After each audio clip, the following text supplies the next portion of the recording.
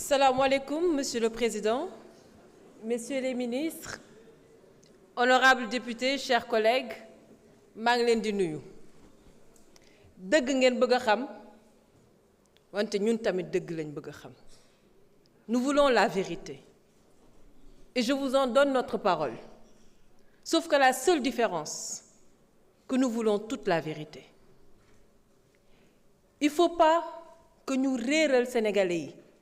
Parce que ñoo yore seen baat ay divergence am na manque d'incompréhension bu réel bu sincère am na ci lii nga xamante ne ñu ngi ko bëgg a def mais lu ko waral ñàkk a diisoo ñàkk a waxtaan ak ñàkk a expliquer lu leer lu sénégalais yi mën a nangu moo ko waral parce que nit dina nekk ci dëgg nit dina nekk ci dëgg wax li mu bëgg mais leeralu ko nit ñi opposé wu ci te dafa mel ni loolu dinañu dal ci biir assemblée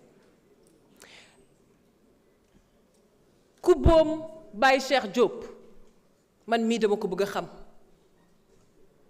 qui a tué Cheikh Koli Moussa Dramé Sadio Camara pourquoi ngeen xalaat ne ñun bëgguñu ko xam qui a torturé Pape Abdoulaye Touré dañ ko bëgg a xam qui a tué le gendarme on veut savoir. Qui a tué le policier? On veut savoir. Mais nous avons également le droit de vouloir savoir qui a brûlé le terre. Qui a brûlé notre BRT? Am nañ ci droit. Il faut être des démocrates jusqu'au bout. La justice, oui, mais la justice pour tout le monde. Et cette justice, elle ne doit pas être sélective. Vous savez, li ñu war a moytu dafa am loo xamante ne dañ ko xeex yéen ngeen jiitu ci xeex bi ba yàlla jël nguur jox leen ko li jara moytu man ku ma xam nga ne duma tontonte ndaxte dama silvissé ku jara moytu li ñu jara moytu mooy teguwaat ci yoonu def li nga xamante ne dañ ko doon xeex ba tey parce que les Sénégalais ils ont encore besoin d'espoir. Les Sénégalais, ils ont besoin de travail. Les Sénégalais, ils ont besoin de solutions. Monsieur le ministre, nous voulons la justice. Et nous comptons sur vous pour la justice. Cette loi d'amnistie, si nous faisions partie de la 14e législature, nous ne l'aurions jamais votée. Et nous sommes contre cette loi d'amnistie. Et si aujourd'hui, le débat était l'abrogation ou non de cette loi d'amnistie, vous comprendrez beaucoup mieux nos postures et nos positions. Mais là n'est pas la question. On veut aujourd'hui interpréter une loi d'amnistie. Et une interprétation ne devrait pas avoir une vocation à modifier, ni à rajouter. Elle doit clarifier.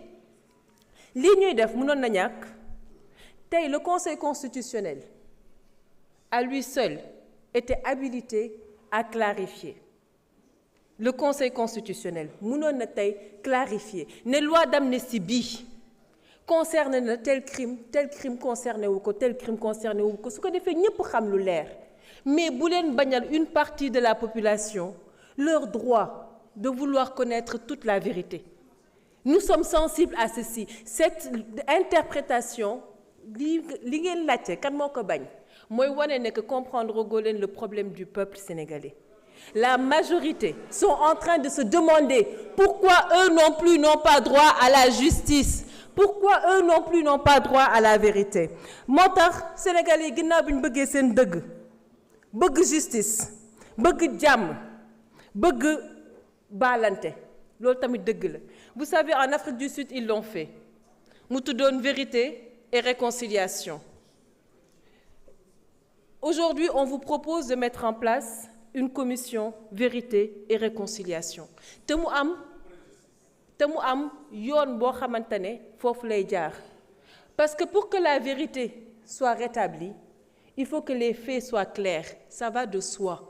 Il faut que des enquêtes soient menées mais sur tous les faits ku nekk xam fi nga féete loolu mooy li ñu bëgg mais sur tous les faits. Et ensuite on parle de réconciliation. Et ensuite, on parle de pardon pour ceux qui veulent pardonner. Et enfin, on pourra parler d'indemnisation. donc bu fekkente ne tey loolu la askan bi wax je pense que mën nañ see d'accord. Merci. Merci beaucoup. Honorable Awa Seck, honorable Mayabe Mbaye se prépare.